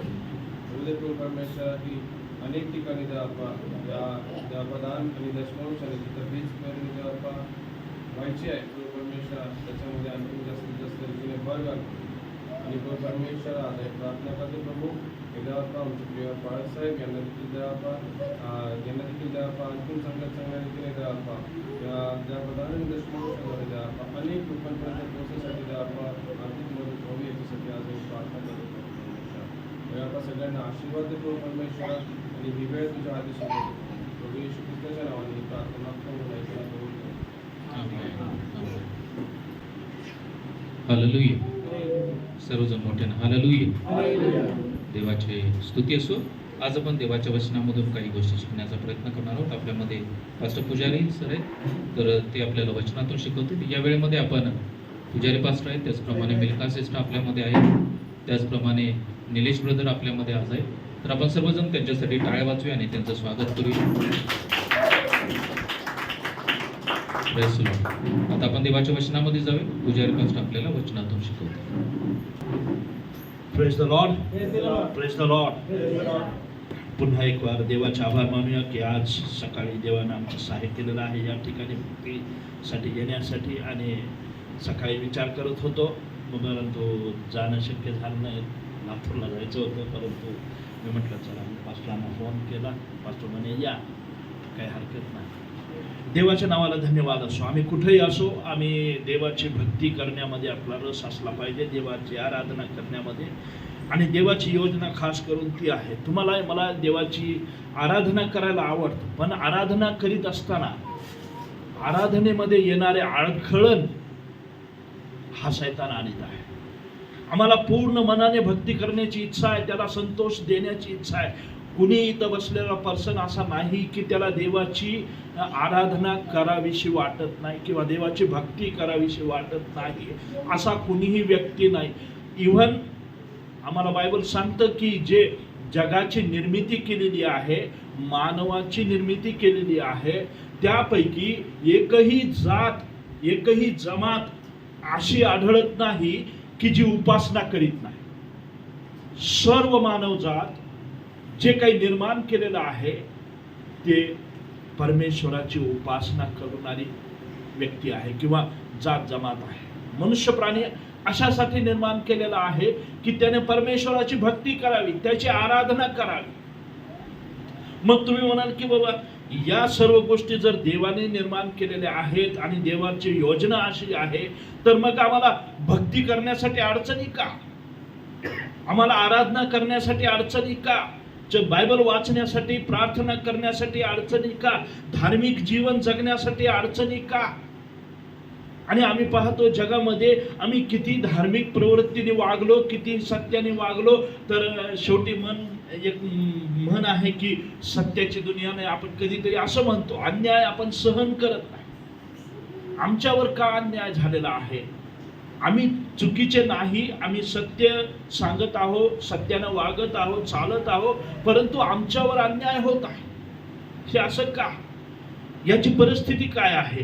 परंतु देवाच्या वचनाकडे लक्ष दिल्यानंतर आम्हाला लक्षात येतं की या जगामध्ये जगत असताना आम्हाला सुख दुःख येतील, त्रास होईल. ख्रिस्ती जीवनाची वाटचाल करीत असताना सर्व काही आमच्या मनाप्रमाणे होईल असं नाही. आम्हाला प्रत्येकाला वाटतं की माझ्या मनाप्रमाणे झालं पाहिजे, मला सुखी सुख समाधान मिळालं पाहिजे, मला सगळ्या चांगल्या गोष्टी मिळाल्या पाहिजे. जर देवाची भक्ती मी करत आहे तर देव माझ्याबरोबर आहे, मग माझ्याबरोबर अनिष्ट का घडत आहे हे असं घडायला नाही पाहिजे. आणि आपला जो जीवन प्रवास आहे तो अत्यंत चांगला व्हावा अशी प्रत्येक जण अपेक्षा बाळगतो. परंतु आम्ही जर काही वचनांचा अभ्यास केला तर त्यामध्ये आम्हाला दिसून येतं की ज्या वेळेला कधी कधी काय होतं की आमचं पूर्ण समर्पण आम्ही देवाला करत. आता तुम्ही म्हणाल की बाबा समर्पण आम्ही करतो, आम्ही तर देवाची सेवा करतो, आम्हाला माहीत आहे, आम्ही मंडळी चालवतो, आम्ही भक्ती चालवतो, देवाचं वचन लोकांना सांगतो, सर्व काही आम्ही करीत आहोत, तरी पण त्यात अडचण काय आहे? अडचण ही आहे की प्रभू आम्हाला 100% समर्पण पाहिजे असं म्हणा. आमचं पूर्णपणे समर्पण. सुरुवातीला जे आपण पाळक साहेबांनी गीत गायलं, प्रभूचं वाट दाखवी, स्वतः मला तो चालवी. देव हा चालवणारा देव आहे, त्याच्याबरोबर चालण्यासाठी आपली तयारी पाहिजे. मग त्याच्यामध्ये दुःख येणार नाही, संकट येणार नाही, त्रास येणार नाही, आजार येणार नाही किंवा परिस्थिती बिकट होणार नाही आणि सतत आम्हाला आशीर्वाद आणि आशीर्वाद आणि आशीर्वादच मिळत राहतील असं नाही. तर सिस्टरांनी सांगितलं की गेल्या महिन्यामध्ये मला बरं नव्हतं आणि मी ICU मध्ये होतो. मनुष्य प्राणी, शारीरिक नियम शरीराला आहेत आणि त्यानुसार आम्हाला या जीवनाची वाटचाल करावी लागते. परंतु देवाच्या वचनाकडे लक्ष दिलं तर आपण वाचूया या ठिकाणी जुन्या करारामध्ये, कृपा करून कोणीतरी वाचा, दुसरे राजे याचा 22वा अध्याय, दुसरे राजे याचा 22वा अध्याय आणि त्याचे 1 ते 10 वचनापर्यंत आपण वाचूया. योशिया राज्य करू लागला तेव्हा तो 8 वर्षाचा होता. त्याने यरूशलेमात 21 वर्ष राज्य केले. त्याच्या आईचे नाव यदिता, ती बसकत एतला अदाया याची कन्या. परमेश्वराच्या दृष्टीने जे बरे ते त्याने केले. ज्या मार्गाने त्याचा पूर्वज दावीद चालला त्यानेच तोही चालला, उजवी डावीकडे वळला नाही. आपल्या कारकिर्दीच्या 18व्या वर्षी योशिया राजाने आपला चिटणीस शाफान बिन असल्या बिन मशुल्लम यास परमेश्वराच्या मंदिरी पाठवले. त्याने त्यास सांगितले, जा, मुख्य याजक हिल्किया यास सांग की जो पैका परमेश्वराच्या मंदिरी आलेला आहे व द्वारपाळाने लोकांपासून जमलेला आहे त्याचा हिशोब करा. मग तो परमेश्वराच्या मंदिराची देखरेख करणाऱ्या कामगारास द्या. त्यांनी तो पैका घेऊन मंदिराची मोडतोड झाली असते ती दुरुस्त करण्यासाठी कारागिरास द्या. सुतार, बांधकाम करणारे व गवंडी यास तो द्या. तसेच मंदिराची दुरुस्ती करण्यासाठी इमारती लाकूड व घडीव चिरे विकत घ्या. व ज्याच्या हाती तो पैका दिला होता त्याच्याकडे कोणी हिशोब मागितला नाही, कारण ते आपले काम सचोटीने करेल. मुख्य याजक हिल्किया याने शाफान चिटणीस या सांगितले की परमेश्वराच्या मंदिरात मला नियमशास्त्राचा ग्रंथ सापडला. हिल्कियाने तो ग्रंथ शफानास दिला व त्याने तो वाचला. शफान चिटणीसाने राजाकडे परत येऊन त्यात असे कळविले की आपल्या सेवकास मंदिरात जो पैका मिळाला तो सर्व त्यांनी खंड्यात भरून परमेश्वराच्या मंदिराची देखरेख करणाऱ्या कामगारांच्या हवाली केला. शफान चिटणीसाने राजास आणखी असे सांगितले की हिल्किया याजकाने मला एक ग्रंथ दिला आहे. शफानाने तो राजास वाचून टाकला. पुढे वाचा 11 आणि 12. त्या नियमशास्त्राच्या ग्रंथातील वचने राजाने ऐकली तेव्हा त्याने आपली वस्त्रे फाडली. मग त्याने हिल्किया याजक, यहिकीम बिन शफान, अक्कोर बिन मिकिया, शाफान चिटणीस व राजसेवक असाया यास अशी आज्ञा केली की हा जो ग्रंथ सापडला आहे त्यातील मजकुरासंबंधाने तुम्ही जाऊन माझ्यातर्फे, प्रजेच्या तर्फे व सर्व यहुदींच्या तर्फे परमेश्वरास प्रश्न करा. आमच्या वाडवडिलांनी या ग्रंथातील वचने ऐकली नाही व आमच्यासाठी जे यात लिहिले आहे ते पाळले नाही, म्हणून परमेश्वराचा आम्हावर क्रोध भडकला आहे.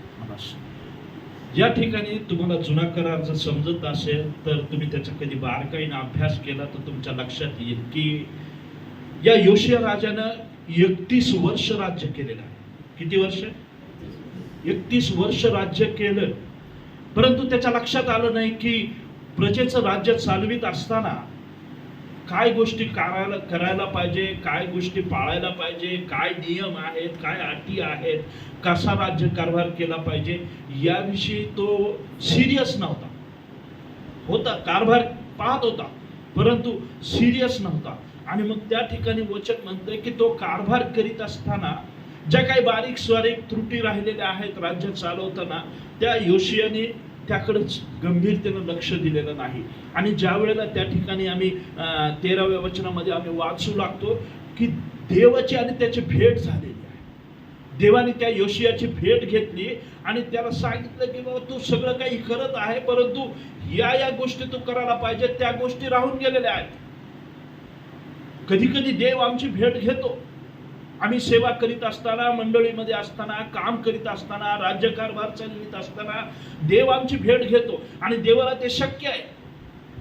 देवाची इच्छा आहे की आम्ही ताळ्यावर यावं, आम्ही त्याच्या मार्गामध्ये चालावं, त्याची इच्छा पूर्ण करावी, त्याच्या इच्छेप्रमाणे आमचा राज्यकारभार असावा. आमचं जीवन हे आमच्या इच्छेप्रमाणे नाही तर त्याच्या वचनाच्या इच्छेप्रमाणे आमचं जीवन असावं अशी त्याची इच्छा आहे. आणि म्हणून या योशियाची त्यांनी भेट घेतली आणि मग योशियाने काय फरमान सोडलेलं आहे की जा, कारभारी लोकांना सांगितलं की तुम्ही जाऊन यहुदाच्या लोकांना काही प्रश्न केले आणि त्यांना सांगितलं हा जाऊन प्रश्न परमेश्वराला विचारा की का आमच्यावर क्रोध भडकलेला आहे. 13वं वचन कृपा करून कोणतरी वाचाल का? हा जो ग्रंथ सापडला आहे त्यातील मजकुरा संबंधाने तुम्ही जाऊन माझ्यातर्फे, प्रजेच्या तर्फे व सर्व यहूद्यांच्या तर्फे परमेश्वराला प्रश्न करा. आमच्या वाडवडिलांनी या ग्रंथातील वचने ऐकली नाहीत व आमच्यासाठी जे ह्यात लिहिले आहे ते पाळले नाही म्हणून परमेश्वराचा आमच्यावर मोठा क्रोध भडकला आहे. कशामुळे क्रोध भडकला आलं का तुमच्या लक्षात? कशामुळे क्रोध भडकला म्हणतो? जे काही ग्रंथ सापडलेला आहे त्या ग्रंथामध्ये जे वचन आहेत, वचन म्हणजे काय? मानना. आणि तो मानना आम्हाला मिळालेला आहे. देव आम्हाला मानना देतो, त्यावेळेला आम्ही तो मानना स्वीकारून त्याप्रमाणे करण्याची आमची इच्छा पाहिजे. आणि मग ज्या वेळेला आम्ही तो मानना स्वीकारत नाही, देवाचं वचन त्या ग्रंथामध्ये त्या ठिकाणी त्यांना मिळालं परंतु त्यानुसार त्यांनी पालन न केल्यामुळं मग राजाच्या लक्षात आलं की आता क्रोध भडकलेला आहे. आणि देवानं आमच्यावर क्रोध का भडकवला इतके दिवस त्याला समजलं नाही. किती दिवस माहित आहे? त्या ठिकाणी दिले 31 वर्ष राज्य करत आणि त्याला कळालं नाही ती गोष्ट. आमच्या ख्रिस्ती जीवनाची वाटचाल अशीच आहे का? ख्रिस्ती जीवन आम्ही जगत असताना बेफामपणानं आम्ही जीवन जगत आहोत, भक्तीला येत आहोत, रोजचं जीवन आम्ही जगत आहोत परंतु आम्हाला चाहून नाही, आम्हाला समजत नाही की कुठं आम्ही चुकत आहोत, आम्ही काय चुका करीत आहोत, कशा चुका आम्ही करीत आहोत, आम्ही देवाला प्रसन्न करीत आहोत की देवाला अप्रसन्न करीत आहोत हे आमच्या लक्षात येतं. आम्हाला असं वाटतं की आम्ही चुका करीत राहू, देव आम्हाला क्षमा करीत राहतो, आम्ही देवाजवळ जाणे आणि त्याला क्षमा मागणे. कित्येक लोक असा प्रश्न करतात की मनुष्य चुकीचा प्राणी आहे, तो चुका करणारच. हो, तो चुका करणार परंतु देव क्षमा करण्याला काही मर्यादा आहे. देव क्षमा करण्याला काही मर्यादा आहे. याचा अर्थ असा नाही की आम्हाला तो शिक्षा करणार नाही, तो आम्हाला आमच्या कर्माचं प्रतिफळ देणार नाही, असा त्याचा अर्थ होत नाही. आणि म्हणून आम्हाला ती गोष्ट लक्षात घेतली पाहिजे. आणि सर्वात महत्वाची गोष्ट या ठिकाणी देवाचं वचन आम्हाला काय स्पष्ट करीत आहे माहिती का? देवाला ज्या गोष्टीचा वीट आहे त्या गोष्टी आम्ही करू नये. देवाला मूर्तीपूजेचा वीट आहे, आम्ही मूर्तीपूजा करू नये. आता तुम्ही म्हणाल की आम्ही काय मूर्ती मांडलेली नाही, आम्ही काही त्याची पूजा अर्चा करत नाहीत किंवा मंदिरातल्या मूर्तीला आम्ही नमन करीत नाहीत. परंतु या ठिकाणी देवाचं वचन स्पष्ट करतं की आमच्या अंतर्यामातील ज्या मूर्त्या आहेत, एक प्रकारची मूर्ती, आम्हाला एखाद्या व्यक्तीला आम्ही आमचा आयकॉन बनवतो ना त्यावेळेला ती आमच्यासाठी एक मूर्ती होऊन जाते. ठीक आहे, प्रचारक आहेत, मोठमोठे चांगले चांगले प्रचारक आहेत, आणि ते आपापल्या पद्धतीने प्रत्येक जण बायबलमधूनच सांगत आहे, परंतु आपण त्यांना एक प्रकारचं काहीतरी अशा प्रकारचं आमच्या जीवनामध्ये श्रेष्ठ स्थान ज्या वेळेला देतो, त्यावेळेला मात्र देवाला त्या ठिकाणी दुय्यम स्थान प्राप्त होतं. एखाद्या गोष्टीला आमच्या जीवनामध्ये अति महत्व देणं, फार महत्व देणं, आमच्यासाठी ही फार महत्वाची गोष्ट आहे सर्व गोष्टीपेक्षा. इव्हन देवाच्या गोष्टीपेक्षाही आम्हाला कधी कधी असं वाटतं की त्याच्यापेक्षाही महत्वाची ही गोष्ट आहे, हे माझ्या जीवनामध्ये झालं पाहिजे. पुष्कळचे लोक मी माझ्या जीवनामध्ये पाहिलेले आहेत की काही गोष्टी मिळविण्यासाठी ते कोणत्याही थराला जातात. त्या गोष्टी मिळविण्यासाठी ते इतकी खटपट करतात की अमुक अमुक गोष्ट माझ्या जीवनामध्ये मला मिळाली पाहिजे, ती जर मिळाली नाही तर मी जगू शकत नाही, मी समाधानी राहू शकत नाही. राहू शकतो, काही हरकत नाही, परंतु आमची मानवी स्वभाव अशा प्रकारचा आहे की आम्ही त्याच्यामध्ये समाधान मानायला तयार नाही. आम्हाला असं वाटतं की ते प्राप्त झालं पाहिजे. इव्हन एखादं उदाहरण मी तुम्हाला सांगतो की समजा 100-500 लोक आहेत या ठिकाणी आणि कुणाचा सन्मान झाला तर कुणाला आवडत नाही असं नाही. सन्मान सगळ्यांनाच आवडतो, कुणालाही वाटतं. मनुष्य प्राणी आहे की त्याला असं वाटतं 100-500 लोकांमध्ये माझा सन्मान व्हावा. सन्मान होणं ही चांगली गोष्ट आहे, पण सन्मान झाल्यानंतर तुम्हाला गर्व येऊ नये की तुमचा सन्मान झालेला आहे, आणि तुमचा सन्मान झाल्यानंतर तुम्हाला तो देव वाटू नये की माझा सन्मान झालेला आहे, या लोकांच्या देखत 100-500 लोकांमध्ये माझा सन्मान करण्यात आलेला आहे. ज्या वेळेला तुमच्यामध्ये ही जागा घेतली जाते की सन्मान माझा झालेला आहे, माझा एकट्याचा सन्मान झालेला आहे, बाकी कुणाचाही सन्मान झालेला नाही, ती जागा, त्याचा अर्थ असा आहे की तुमची मूर्ती बनलेली आहे. त्या ठिकाणी तुम्ही देवाला दुय्यम स्थान दिलेलं आहे. आणि म्हणून देव आम्हाला बारकाईने शिकवू इच्छित आहे. जिथं कुठं आम्ही चुकतो त्या ठिकाणी देव आम्हाला शिकवू इच्छित आहे. आणि म्हणून काही प्रसंग आमच्या जीवनामध्ये येतो, आम्ही करायला जातो आमच्या मनाने, आमच्या इच्छा पुष्कळ आहेत, आमच्या आकांक्षा पुष्कळ आहेत, आम्ही जीवन प्रवासामध्ये काही करायचं आहे, पण त्यामध्ये यश देणं पाहिजे. यश देणं हे देवाच्या हातात. देवाची इच्छा काय आम्ही हे जाणून घेतलं पाहिजे. आम्हाला काही वेळेला वाटू लागलं, पण नंतर आम्ही ज्या वेळेला आम्ही नवरा बायको बसून बोललो त्यावेळेला आम्ही लक्षात घेतलं की अरे खरंच आपण जे फाइंड आउट करत आहोत त्याच्या पाठीमागे देवाची इच्छा, आमची इच्छा असेल, आमची इच्छा असायला उत्तमातलं उत्तम घर आम्हाला असावं, आणि हे लांब झालं, ते जवळ झालं, ते दूर झालं, आणि ते इकडं झालं, आणि ते असं झालं. अरे पण देवाची इच्छा काय आहे? देवा तुझी इच्छा असेल तर तुझ्या इच्छेप्रमाणे तू दे आम्हाला, असं आम्ही म्हणायला पाहिजे. पण आम्ही तिथं चुकतो, आम्ही चुकतो. तिथंच हा योशिया राजा चुकलेला आहे, त्याला ते समजलेलं नाही. पुष्कळ लोकांना समजत नाही. काही गोष्टी स्पष्टपणे बोलायच्या झाल्या तर आम्ही ज्ञानी आहोत, आम्हाला ज्ञान आहे, आम्ही ग्रॅज्युएट आहोत, आम्ही शिक्षण घेतलेलं आहे, आम्ही PhD केली, डिग्री आहेत आमच्याजवळ, सर्व काही प्रकारचं शिक्षण आमच्याजवळ अवेलेबल आहे, आणि आम्ही स्वतःला फार शिक्षण घेतल्यामुळं श्रेष्ठ समजतो. परंतु मी तुम्हाला सांगू इच्छितो, बायबल म्हणतंय की तुम्ही मूर्तीपूजा करीत आहात म्हणजे तुम्ही निर्माणकर्त्याला भक्ती करत नाही, तर निर्मितीशी तुम्ही भक्ती करीत आहात. निर्माण, आता ही साधी गोष्ट आहे, ही फार ज्ञानी गोष्ट नाही आहे, ही कुणालाही समजेल की एखाद्या लाकडाची मूर्ती करणं आणि त्याच्या पाया पडणं आणि त्याला म्हणणं की माझं भलं कर, हे कितपत शक्य आहे? हे खरंच शक्य आहे का? ते लाकडाचा देव तुमचं ते भलं करू शकतो का? नाही. त्याच लाकडाला आपण जाळतो, त्याच लाकडाच्या आम्ही चुलीवर स्वयंपाक करतो, आणि मग ते सर्व अशा प्रकारे होऊन जातं, आणि आम्ही त्याला म्हणतो तू आमचं भलं कर. मूर्ती कधी कुणाचंही भलं करू शकत, त्याच्यामध्ये प्राण नाही, त्याच्यामध्ये जीव नाही, पण आमचा देव हा जिवंत देव आहे. आणि म्हणून आमचा देव अपेक्षा करत आहे की माझ्या लोकांनो तुमच्या जीवनामध्ये मला स्थान असावं, त्या जिवंत देवाला स्थान असावं. मग तुमच्या बाकीच्या गोष्टी, बाकीचा अभिमान हा व्यर्थ आहे. तुमचा पैसा असू द्या, तुमची समृद्धी असू द्या, तुमच्या डिग्री असू द्या, तुमच्या कोणत्याही गोष्टी असू द्या, त्याला दुय्यम स्थान. प्रथम देवाला स्थान पाहिजे. देवाच्या भक्तीला स्थान पाहिजे, आदराचं स्थान देवाला पाहिजे.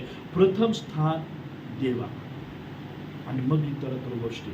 आणि त्यामुळं काय होतं की कधी कधी आम्ही अपयशाची पायरी चढायला सुरुवात करतो. अपयश अपयश अपयश आमच्या जीवनामध्ये आम्हाला पाहायला मिळतं. काही तुम्ही करा, फेल. अरे आपण म्हणतो असं कसं काय व्हायला लागलं, असं काय झालेलं आहे. कधी कधी माणसाला वाटतं माझ्या डिग्रीने, माझ्या पैशाने, माझ्या कर्तृत्वाने, माझ्या सर्व सामर्थ्याने मी जर केलं तर शक्य होईल. अशक्य. तुम्हाला एक आठवते का, त्या ठिकाणी मार्काच्या शुभवर्तमानामध्ये असं लिहिलेलं आहे की पेत्र मच्छीमारी करायला गेलेला असताना पेत्राने रात्रभर जाळे टाकून काय केलेलं आहे, मासे पकडायचा प्रयत्न केलेला आहे रात्रीच्या वेळेला.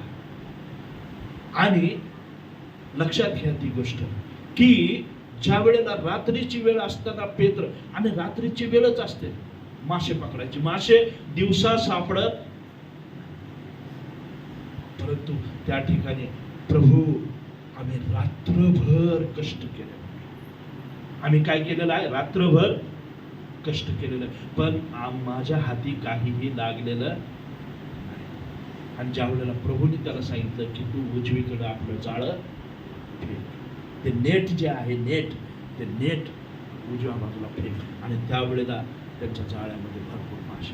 देवाची इच्छा आमच्या जीवनामध्ये त्या गोष्टीला प्रथम स्थान पाहिजे. देवा तुझी इच्छा असेल तर ही गोष्ट माझ्या जीवनामध्ये होऊ दे. आम्ही समाधानी नाही. देवाने आम्हाला चांगल्या गोष्टी दिल्या, आम्ही हॅपी आहोत, आम्ही आनंदी आहोत. परंतु ज्या वेळेला काही गोष्टी आमच्या मनाच्या विरुद्ध होतात त्यावेळेला आम्ही देवाचे आभार मानायला तयार नाही, देवाला प्रथम स्थान द्यायला तयार नाही. मग असं वाटतं माझ्या जीवनाची वाटचाल माझ्या इच्छेप्रमाणे. ते समज आपल्याला आहे, आपला सत्सद विवेक आम्हाला सांगतो की नाही, असं नाही, असं करायला पाहिजे, असं नाही, असं व्हायला पाहिजे. पण सिंपल गोष्ट आम्हाला समजत, साधी गोष्ट की आमच्या जिवंत देवाला आमच्या जीवनामध्ये बाकीच्या गोष्टी, त्याच गोष्टी अडखळत आहेत. देवाला आम्हाला तेच सांगायचं आहे की तुम्ही माझी भक्ती करीत आहात, तुम्ही माझी आराधना करीत आहात, परंतु काही गोष्टीचं अडखळत तुमच्यामध्ये आहे. तुम्ही थोडंसं ते बाजूला सा, पूर्णपणे देवाला समर्पित व्हा. त्यावेळेला देव कार्य करतो. ज्या वेळेला आम्ही देवाला आदराचं स्थान देतो, प्रथम स्थान देतो, त्यावेळेला देव कार्य करायला. आणि योशिया राजाच्या बाबतीत हीच गोष्ट झालेली आहे. योशियाच्या नंतर लक्षात आलेलं आहे की अमुक मी करायला पाहिजे होतं, त्याने मूर्तीपूजा. नंतर असं दिले वचनामध्ये की त्या योशिया राजाने सर्व मूर्ती चकनाचूर करून टाकलेल्या आहेत, फोडून तोडून टाकल्या. त्याच्यामध्ये काही प्राण नाही, त्याच्यामध्ये काही जीव नाही. आणि मी फेल झालेलो आहे, मला जे काही करायला पाहिजे होतं ते साधलेलं नाही. आणि मग योशियाने ते तोडून फोडून त्याचा चुरा केलेला आहे असं म्हणतो. प्रियांनो, ख्रिस्ती जीवनाची वाटचाल करीत असताना आम्हाला एक गोष्ट गांभीर्याने घेण्याची गरज आहे की देव, माझ्यासाठी देव महत्वाचं. माझी परिस्थिती किंवा माझं काय माझं जीवन आहे याच्यापेक्षाही देव महत्वाचा आहे. देवाची इच्छा असेल तर, देवाची इच्छा असेल तर होऊ द्या. देवाची इच्छा नसेल, काही गोष्टी मनुष्याला वाटतात, आपण प्रयत्न करतो, कोणालाही वाटतं की चांगल्या गोष्टी आपल्याला हव्या, चांगल्या गोष्टी तुम्हाला मिळू नये अशी देवाची इच्छा आहे का? देवाची इच्छा अजिबात.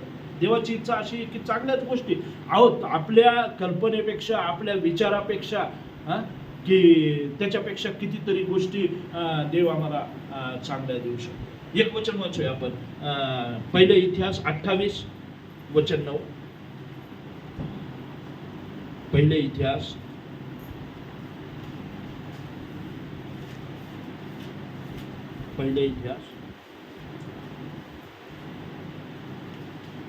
28:9.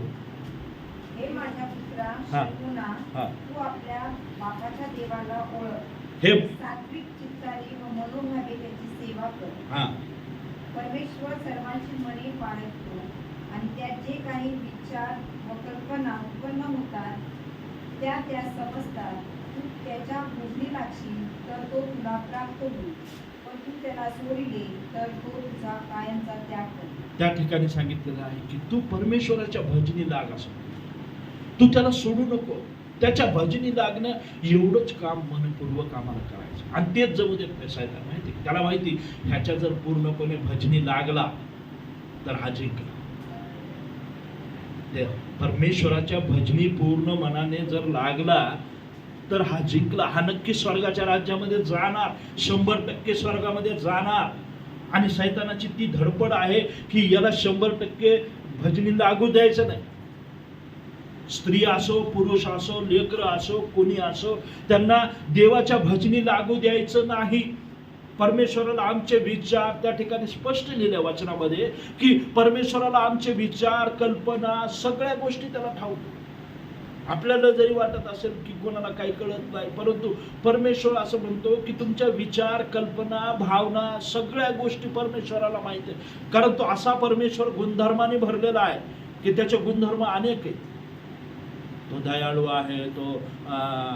कृपाळू आहे तो वेगवेगळ्या त्याचे गुणधर्म आहेत आणि सर्व गुणधर्मांनी व्याप्त असलेला असा तो परमेश्वर असल्यामुळं त्याला सर्व ठाऊक आहे की मी काय विचार करत आहे माझे विचार काय माझी इच्छा काय माझी योजना काय माझ्या मनामध्ये नेमकं चाललेलं काय आहे समोरच्या व्यक्तीला कदाचित कळणार नाही की तुमच्या मनामध्ये काय चालू आहे काय प्लॅन आहे तुमचा परंतु देवाला सर्व कल्पना आहे सर्व प्लॅन तुमचे देवाला ठाऊक आहे आणि म्हणून आम्हाला ते काळजीपूर्वक आम्हाला त्याकडे लक्ष देण्याची गरज आहे मूर्तीपूजा सोडून आम्ही त्याच्या भजनी लागण्याची गरज आहे एखादी गोष्ट आमच्यासाठी मूर्ती असू शकते आम्ही कदाचित असं करत नाही की जाऊन कुणाचं नैवेद्य खाणं किंवा कुणाचं पाया पडणं किंवा मंदिरात जाणं असं आम्ही करणार नाही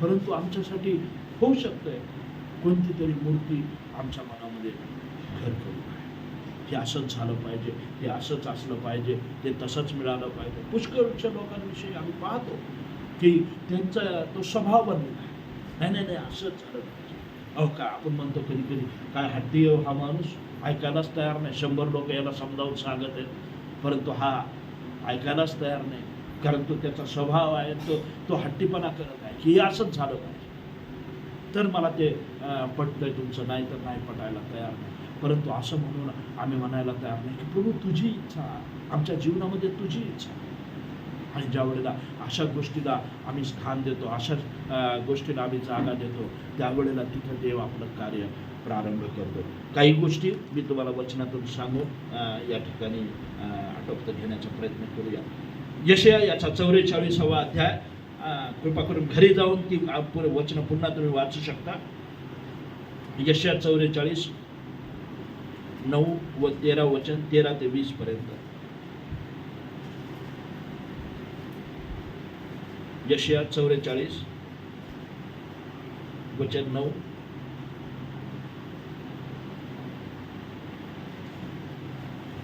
कोरी मूर्ती घडणारे सर्व शून्यवत आहेत हा त्यांचे रंगविषयी काही कामाचे नाही त्याविषयी साक्ष देणाऱ्यास दृष्टी नाही अगर अक्कल नाही म्हणून ती देणाऱ्यास लज्जा प्राप्त होते हा देव कोणी घडिला ती मूर्ती कोणी व्यर्थ होतली पहा त्याचे सर्व अनुयायी फजित होते ती मूर्ती घडवणारी मनुष्यच आहेत ते सर्व एकत्र जमत पुढे जावत भयभीत होवत व सारे लज्जित होत लोहार शिनी पाजवतो तू पिटलेल्या कोशाने काम करतो हातोड्याने मूर्तीला आकार आणतो तो आपल्या बाहुबलाने ती घडतो त्याला भूक लागते व त्याची शक्ती गळते तो पाणी प्याला नाही तर व्याकुळ होतो सुतार सूत करतो गेरोने आखणी करतो कोरण्यांनी कोरितो व कैवाराने खुणा करतो आणि ती घरात ठेवण्याजोगी व्हावी म्हणून तिला मनुष्याचा आकार व सौंदर्य देतो कोणी आपणासाठी गंध सुरू तोडतो सरू व अल्लोन झाडे घेतो तो वनवृक्षातून जो झाडे निवडतो तो देवदारूचे झाड लावतो ते पावसाने वाढते ते मनुष्यास सरपणाच्या कामी पडते त्यातले काही लाकूड घेऊन त्याने तो शेक घेतो ते पेटवून त्यावर भाकर भाजतो तो त्याचा देवी बनवतो व त्याच्या पाया पडतो तो त्याची कोरी मूर्ती करतो व तिचे भजन पूजन करतो त्यातले अर्धे लाकूड तो अग्नीत जाळतो त्या अर्ध्यावर मांस भाजून खातो वक्तृत्व होतो. तो शिकताना म्हणतो मला ऊब येत आहे, मला शेक लागत आहे. तो त्याच्या उरलेल्या भागाचा देव घडतो, म्हणजे कोई मूर्ती आपल्यासाठी बनवतो. तो तिच्या पाया पडतो, तिचे भजन पूजन करतो, तिची प्रार्थना करतो. तो तिला म्हणतो माझे तारण कर, तू माझा देव आहेस. आलं लक्षात तुमच्या? माझे तारण कर, तू माझा देव आहेस. आता ही अक्कल शून्य गोष्ट बायबल सांगते. अक्कल नसल्यासारखी ह्या खुर्चीला देव मानायचं आणि त्याला म्हणायचं की तू माझं तारण कर, तू माझा देव आहेस. हे किती म्हणजे वेगळं दिसतंय की बाबा एवढं मोठं शिक्षण घेतलेली व्यक्ती आहे, अधिकारी आहे, चांगलं वाईट कळणारी व्यक्ती आहे, परंतु शून्यवत, कोरीव मूर्ती बनविणारे सर्व शून्यवत झाले. आणि म्हणून फार महत्त्वाचा विषय आहे की आम्हाला जिवंत देवाची आराधना समजली पाहिजे. जिवंत देवाची ज्या वेळेला आम्ही आराधना करू, भक्ती करू, तो जिवंत देव आम्हाला इतरांना सांगायचा आहे की जिवंत देवाची तुम्ही भक्ती करीत आहात ते जिवंत देव नाही आहे. तुम्ही जे काही श्रद्धा ठेवत आहात ते जिवंत देव नाही आहे. मूर्तीवर श्रद्धा ठेवित आहात परंतु ते जिवंत देव नाही आहे. आणि म्हणून हेच आम्हाला लोकांना सांगायचं आहे की इतकी साधी गोष्ट असून तुम्हाला समजत नाही. आणि आम्हाला ती साधी गोष्ट आम्हाला समजत नसल्यामुळं आमचं नुकसान होत आहे. आणि साधं नुकसान नाही आहे. साधं नुकसान काही असतं पैशा अडक्याचं थोडंफार, तर आपण ते सहन केलं असतं. सार्वकालिक जीवनाचं नुकसान होत आहे. सार्वकालिक जीवनामध्ये आम्हाला जायला मिळणार नाही, कारण आम्ही देवाला न आवडणारी अशी गोष्ट करीत आहोत. आणि म्हणून आमच्या जीवनातल्या त्या गोष्टी जर आम्ही काढून टाकल्या तर देव आमच्या जीवनामध्ये आशीर्वादाची ओतप्रोत वतनी करायला तो तयार आहे. आणखी काही गोष्टी आहेत कलसेकराच्या पत्रामध्ये 3 अध्याय 22 ते 24 घरी जाऊन तुम्ही ते वाचू शकता की देवाचं वचन काय स्पष्ट करीत आहे. आज माझी परिस्थिती कशी आहे, योशियाप्रमाणे मी चुकलेलो नाही, मी माझं राज्य चालवित आहे, परंतु माझं लक्ष त्या गोष्टीकडे नाही की देवा काही गोष्टी माझ्याकडनं राहून गेलेल्या आहेत, काही त्रुटी आहेत, ज्या गोष्टीकडे मी सिरियसली लक्ष द्यायला पाहिजे त्या गोष्टी मी सिरियसली घेतलेल्या नाहीत. आपण सिरियसली घेण्याचा प्रयत्न करूया. आमच्या जीवनामध्ये मूर्तीला स्थान नको, कोणतीही जीवनामध्ये आमच्या मूर्ती नको. सर्व गोष्टी देवावर सोडलेल्या असाव्यात की देवा तू आम्हाला तुझ्या इच्छेप्रमाणे दे. नाही तर मग वेडेपणा होईल की एखाद्या मूर्तीवर आपलं श्रद्धा ठेवून आपण म्हणू की तू माझं तारण कर, तू मला सांभाळ, तू माझं रक्षण कर. तर ते एकदम चुकीचं आहे. प्रियांनो, या साध्या साध्या गोष्टीच्या द्वारे आपण आपलं आयुष्य नुकसानाकडे नेत आहोत. आणि म्हणून कृपा करून आपण यावेळेला सावध होऊ. देवाची भक्ती करीत असताना एकच गोष्ट लक्षात ठेवू की मी जिवंत देवाची आराधना करणार, मग मी बाकीच्या गोष्टींकडे दुर्लक्ष करणार, किती महत्त्वाचे असो. जगामध्ये अशा पुष्कळ गोष्टींचा मोह आहे, लोभ आहे की तुम्हाला तिथून हटवण्याचा प्रयत्न असतो. काल आम्ही ग्रेव्हयार्डमध्ये असताना पुष्कळ गोष्टी, काही गोष्टी आम्हाला देशासाठी, राष्ट्रासाठी चला सगळ्याबरोबर आम्हाला ते करावं लागतं, परंतु बायबल आम्हाला त्याची संमती देत नाही. बायबल आम्हाला तसं सांगत नाही. त्यांना खुश करण्यासाठी आम्हाला असं केलं पाहिजे, त्यांना खुश करण्यासाठी नको. आम्ही काही लोकांना ज्या वेळेला कुटुंबाला भेटी देऊन सांगतो त्यावेळेला बाळक साहेब खरं सांगतो आम्हाला खूप इच्छा आहे, पण आम्हाला समाजाची भीती वाटते, आम्हाला लोक काय म्हणतील याची आम्हाला भीती वाटते. आणि म्हणून आम्ही उघडपणे ते करू शकतो.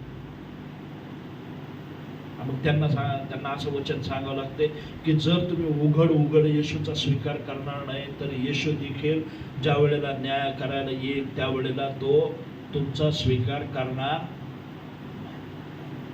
मग काय भाव पडतो.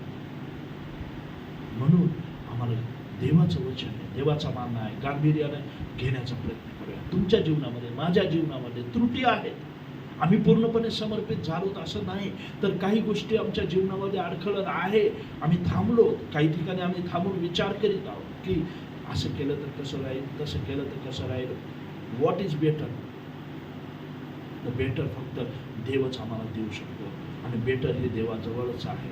म्हणू शकेल. आम्ही त्याच्याकडे येऊया, त्याला म्हणूया की देवा माझ्या जीवनामध्ये तू कार्य कर. आपण सर्व मिळून फक्त जिवंत देवाची भक्ती करूया. बाकीच्या गोष्टीची जिवंत देवाची भक्ती केल्यानंच आम्हाला आशीर्वाद मिळणार. देवा करू या वचन करू तुम्हाला आशीर्वाद. हालेलुया. सर्वजण मोठ्यानं हालेलुया. देवाची स्तुती असो. आज आपण जे काही वचन आपण पाहिलेलं आहे त्या वचनाला अनुसरून आज आपण मूर्तीपूजेच्या संदर्भामध्ये आपण गोष्टी पाहिलेल्या आहेत. हालेलुया.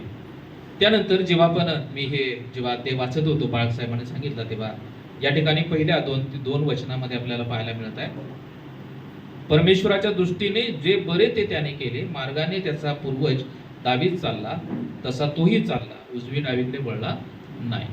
पहिल्या वचनामध्ये काय सांगत आहे? तो जो राजा होता त्या राजाचं नाव काय? योशिया. त्यानं चांगलं ते करत राहिला, चांगलं ते केलं. दावीद राजा जसा चालला त्याप्रमाणे तो चालला.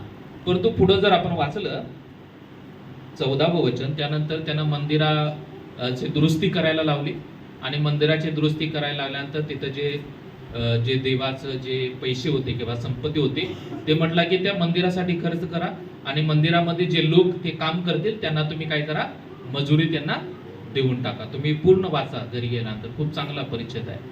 आणि त्यांनी काय केलं? तसंच केलं की ज्यांनी काम केलं त्यांना सुद्धा त्यांनी मजूर दिली. मंदिराची मोडतोड झाली होती, ती मोडतोड त्यांनी दुरुस्त केली आणि ती दुरुस्ती करत असताना त्यांना एक ग्रंथ सापडला आणि त्यांनी राजाला इन्फॉर्म केले की मंदिराची दुरुस्ती करत असताना आम्हाला ग्रंथ सापडलेला आहे. याचा अर्थ घे, परिस्थिती कशी होती? योशिया राजाला दावीद राजा कसा चालला ते त्याला माहित होतं, चांगल्या गोष्टी त्याला माहित होत्या, परंतु त्याला धर्मशास्त्रच कळालं नाही. तो ग्रंथच त्याला मिळाला नव्हता. त्यामुळे त्याला ग्रंथामध्ये ऍक्च्युली काय आहे याचा अर्थ, ख्रिस्ती जीवन आपल्या सर्वांना माहित आहे. काय आहे ख्रिस्ती जीवन? काय आहे सांगा? चर्चला जायचं, प्रार्थना करायची, दान दशम द्यायचं, वेगवेगळ्या प्रार्थनेमध्ये सहभागी व्हायचं. त्याप्रमाणे हा योशिया राजा करायचा. देवाला जे आवडत नाही त्या गोष्टी टाळायचा. पण तो ऍक्च्युअल मध्ये खरं ख्रिस्ती जीवन काय आहे किंवा खरं परमेश्वराला समर्पण काय हे त्याला माहीतच नव्हतं. ते तेव्हा कळालं त्याला, जेव्हा त्याला ग्रंथ सापडला तेव्हा त्याला खरं जीवन काय हे कळालं. कारण त्यामध्ये लिहिलं होतं मूर्तीपूजेच्या संदर्भामध्ये आणि इस्रायल लोक काय करायचे? मूर्तीपूजाच करत चाललेले होते आणि येशूला वाटलं की हेच देव आहे. म्हणून कधी कधी आपल्याला वाटते की मला बायबलचं ज्ञान आहे, मला प्रार्थना करायला येते, मी चर्चला जातोय, मी देवाचं वचन वाचतोय, याचा आता असा होत नाही की मी येशूला ओळखत आहे. हालेलुया. येशूला जर ओळखायचं असेल तर आपल्याला त्याच्यामध्ये रमावं लागेल. हालेलुया. त्याच्यामध्ये वाढावं लागेल, त्याच्या सोबत राहावं लागेल. प्रिया, आपली सहभागिता वाढवावी लागेल. म्हणून जेव्हा येशू येईल तेव्हा आपल्याला रियालिटी कळाली तर आपल्याला उशीर झालेला असणार, कारण आपल्याला ख्रिस्त कळालाच नाही अशी परिस्थिती होईल. हालेलुया. म्हणून इथे सांगत आहे की तो चांगलं करायचा. कधी कधी आपल्याला वाटते की मी चांगलं वागतोय, मी चांगलं बोलतोय, मी प्रार्थना करतोय, मी चर्चला जातोय, सगळं काही करतोय, परंतु धर्मशास्त्र हे यासाठी दिलेलं आहे की हे काटेकोरपणे आपल्याला पाळायचं आहे, काटेकोरपणे आणि त्याचप्रमाणे 100% पाळायचं आहे. हालेलुया. जेव्हा आपण 100% पाळणार तेव्हा देव आपल्याला आशीर्वादित करणार. योशियाचा तोच प्रॉब्लेम होता. त्याला चांगल्या गोष्टी माहीत होत्या, परंतु खरं रियालिटी किंवा गंभीरता, ती धर्मशास्त्र त्याला माहीत नव्हतं. कधी कधी आपली परिस्थिती सुद्धा अशीच असणार. सगळं माहीत आहे, चर्च बद्दल माहीत आहे, पाळक लोकांच्या बद्दल माहीत आहे, वचनाबद्दल माहीत आहे, कधी कधी आपण देवाच्या वचनामधून शिकवत सुद्धा असणार, परंतु खरा ख्रिस्त जर आपल्याला कळाला नाही तर प्रियानो, जेव्हा येशू येईल तेव्हा येशू सांगेल की मी तुम्हाला ओळखत नाही. हालेलुया. म्हणून समजून घ्या की आता वेळ आहे, हा कृपेचा काळ, हा दयेचा काळ आहे. आपण ते येशूला जाणून घेण्याचा प्रयत्न करूया, ते धर्मशास्त्र जाणून घेण्याचा प्रयत्न करूया. हे जे धर्मशास्त्र दिलेलं आहे, योशियाला धर्मशास्त्र सापडलं, त्यानंतर त्यानं काय केलं? ते वाचलं आणि वाचल्यानंतर त्याला कळालं की आपण काय करत आहोत, चुकीचं करत आहोत. आता हे धर्मशास्त्र प्रत्येकाकडे आहे ना.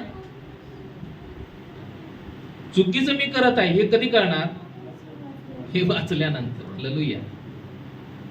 कधी कधी मला वाटतं की मी बरोबर आहे, हा मी बरोबर वागतोय, समोरचा चुकीचा वागतोय. कधी कधी आपण म्हणतोय हा मी बरोबर आहे, मला माहित आहे मी बरोबर आहे. परंतु ते बरोबर कधी कळणार? हे वाचल्यावर कळणार आहे. तुम्ही जर धर्मशास्त्र तुमच्याजवळ आहे आणि जर तुम्ही वाचत नाही तर तुम्हाला कळणार नाही. हालेलुया. आणि मग आपली परिस्थिती कशी असणार? योशिया राजासारखी. मी चांगलं करतोय, मला माहित आहे मी चांगलं करतोय. हा दावीद राजानं जे शिकवलं त्याप्रमाणे मी चाललोय, त्याच्या मार्गावरती चाललोय. हा पण तो रियालिटी काय वेगळीच असणार.